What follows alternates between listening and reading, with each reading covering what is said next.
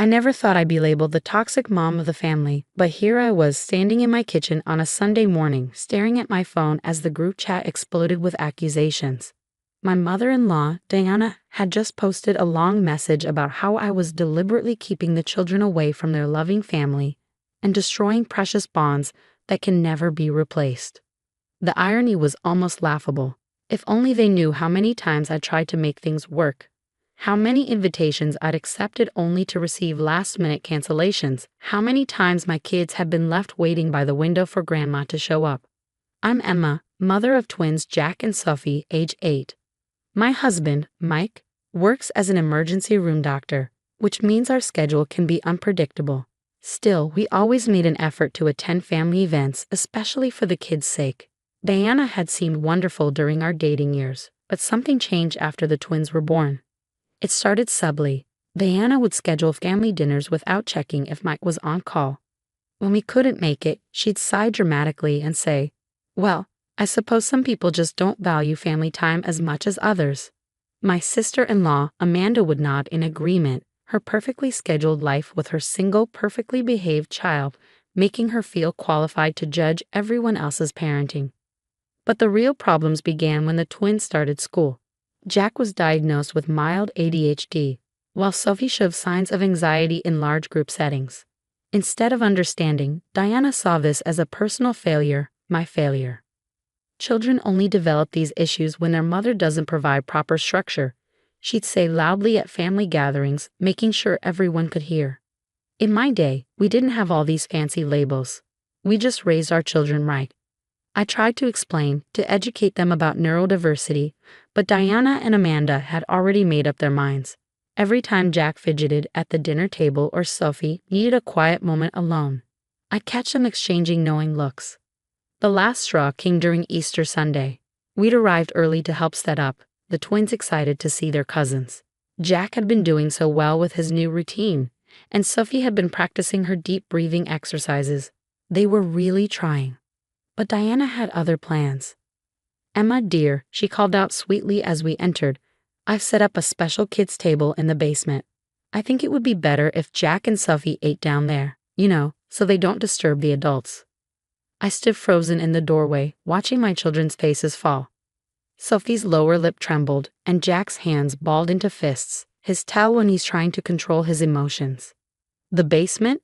I asked, keeping my voice level, "while everyone else eats upstairs."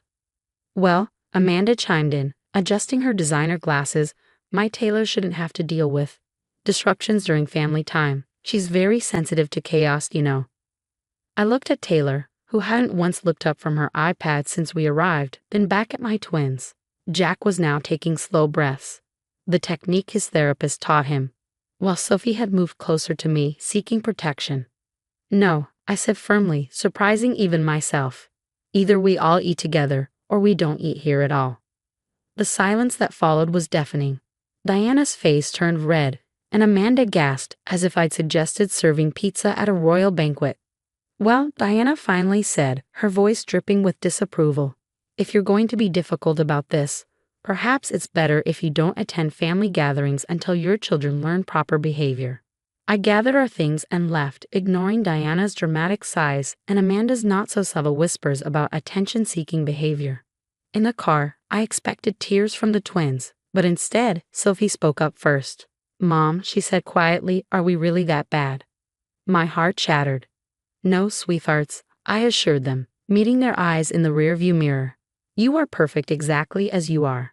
Sometimes adults need to learn that different doesn't mean wrong." That night, after the kids were asleep, I checked my phone to find dozens of messages in the family group chat.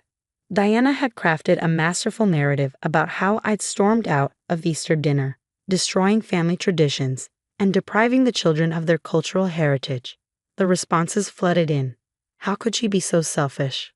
Those poor children. Someone needs to do something. I sat there, reading message after message, each one twisting the knife deeper. But then I noticed something. The timestamps on some older messages Diana had forgotten to delete. Messages between her and Amanda, planning how to handle the situation before we even arrived. "We'll put them in the basement," Diana had written. "Emma won't dare make a scene on Easter. And once they're isolated, we can show everyone how unstable her parenting really is. Amanda's response made my blood run cold. Perfect plan, Mom. Once everyone sees how she reacts, we can start suggesting she needs parenting classes, maybe even counseling. It's for the children's sake, after all. My hands shook as I scrolled through months of their conversations, each message revealing a deeper layer of manipulation. They hadn't just been judging my parenting, they'd been actively plotting to undermine it, to paint me as an unfit mother, all while pretending to care about the children's well-being. As I sat there in my quiet kitchen, something shifted inside me. This wasn't just about me anymore. This was about my children, their self-worth, their future. Diana and Amanda had unknowingly given me the very weapons I needed to expose their game. I looked at my phone, then at the family photos on my wall, and made a decision.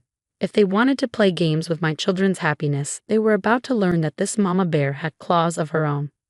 The next few weeks were a carefully orchestrated symphony of manipulation, not by me, but by Diana and Amanda. They ramped up their campaign, scheduling elaborate family events almost every weekend. Picnics, game nights, cousin sleepovers.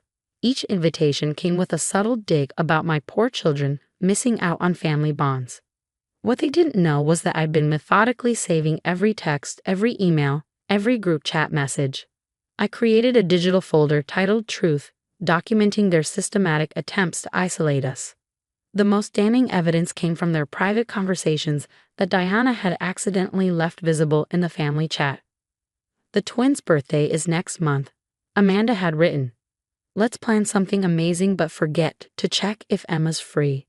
When she can't make it, we'll have proof she's keeping them from family events. Diana's response was immediate. Perfect. I'll tell everyone I tried calling her multiple times. We'll make it so special that Jack and Sophie will feel devastated about missing it. Maybe then Emma will realize she needs to fall in line. I felt sick reading their schemes, but I kept collecting evidence. My husband, Mike, exhausted from his hospital shifts, initially tried to keep the peace. They're just old-fashioned, Emma. Maybe we should try harder to fit their schedule. Then he saw the messages. It was a quiet Sunday morning when I finally showed him everything. He sat at our kitchen table, scrolling through months of screenshots, his face growing darker with each revelation. When he reached the messages about the planned birthday manipulation, his hands began to shake. They're gaslighting us, he said quietly, the doctor in him analyzing the pattern of emotional abuse. They're trying to make us question our own parenting, our own reality. Jack and Sophie, meanwhile, were thriving in their new routine. Without the constant pressure of performing for their grandmother and aunt, Sophie's anxiety had decreased significantly. She even volunteered for the school play, a small role, but a huge step for her. Jack's ADHD was becoming more manageable with consistent structure and positive reinforcement. But Diana and Amanda weren't done. They started posting old family photos on social media, carefully selected to show happier times. Pictures where the twins looked perfectly behaved, usually because they were exhausted from masking their natural tendencies, with captions like, "Missing our precious grandchildren, #family is everything," and "Remember when we were all together." Some things are more important than pride. The comments flooded in from extended family and friends, all sympathizing with the poor grandmother who just wanted to see her grandchildren. Nobody seemed to question why we weren't attending events. They just assumed I was being difficult.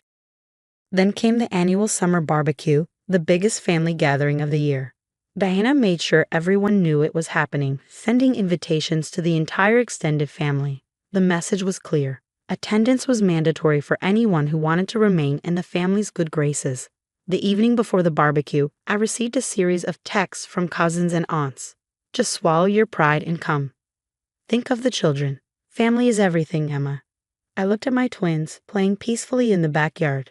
Jack was explaining his latest science project to Sophie, his hands moving expressively as he described each detail.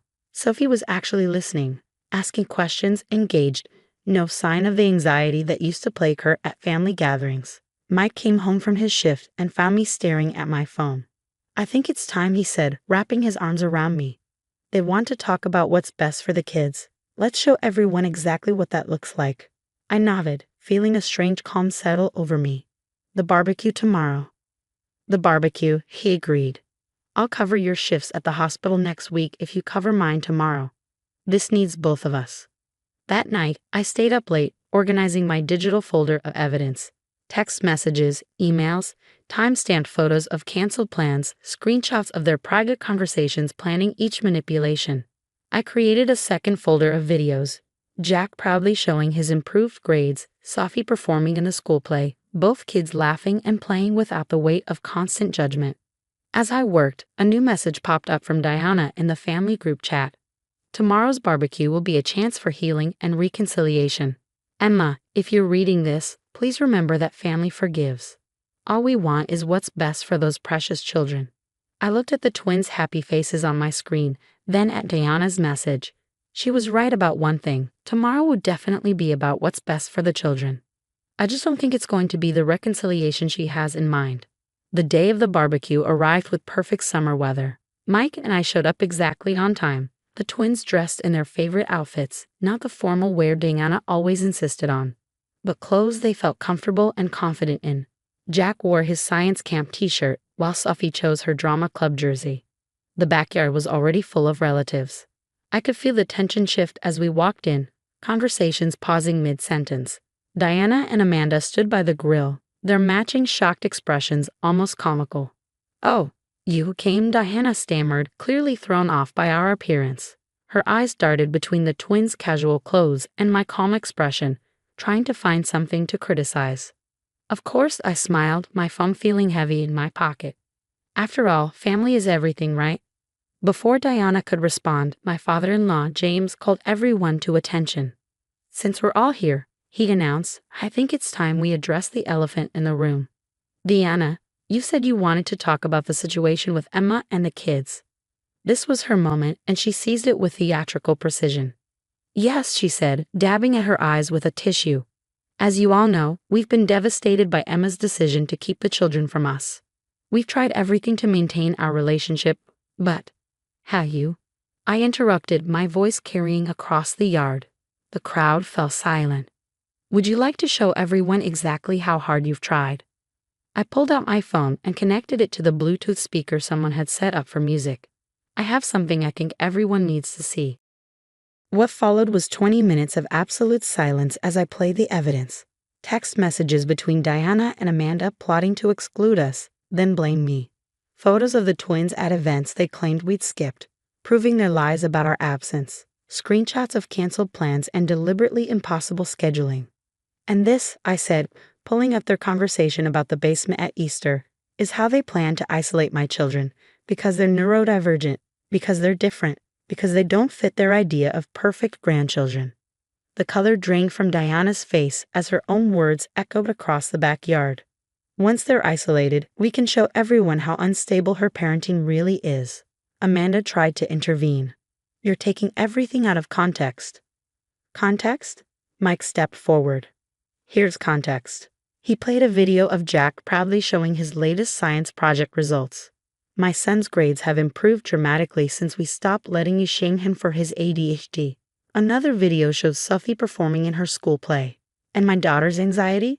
Almost gone when she's not being forced to mask who she is." The silence was deafening.